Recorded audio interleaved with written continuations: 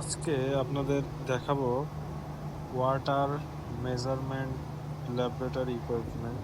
একটি surface water treatment প্ল্যান্টের পানির টার্বিডিভিটি এবং পিএইচ ইত্যাদি মেজারমেন্ট করার জন্য আহ, এই যন্ত্রপাতিগুলো ব্যবহার করা হয়ে থাকে। এখানে কেমিস্ট থাকে একজন, যে কেমিস্ট প্রতিদিন পানির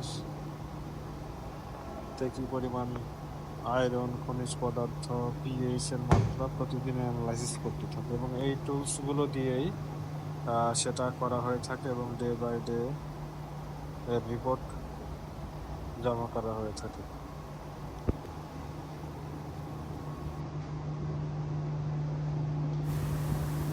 এটা হচ্ছে একটি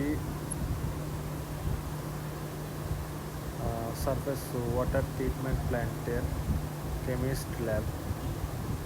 এখানে পানির বিভিন্ন ধরনের পরীক্ষা নিরীক্ষা করা হয়। পানি কি খাওয়ার উপযুক্ত হয়েছে কিনা এগুলো টেস্ট করা হয় এবং প্রতিনিয়তই মেশিনগুলো দিয়ে পানির হেলথ চেক করা হয়, যা মানুষের শরীরের জন্য স্বাস্থ্যকর কিনা সেটা পরীক্ষা করা হয়ে থাকে এবং সে অনুযায়ী পানিকে, ওয়াটারকে ট্রিটমেন্ট করা হয়।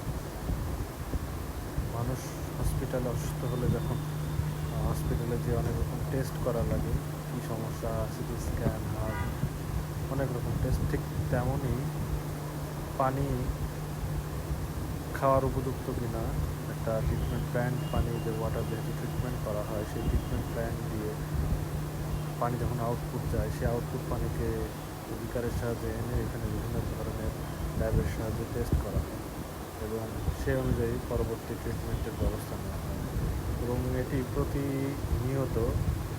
প্রতিদিন রেগুলারলি টেস্ট করা হয়ে থাকে।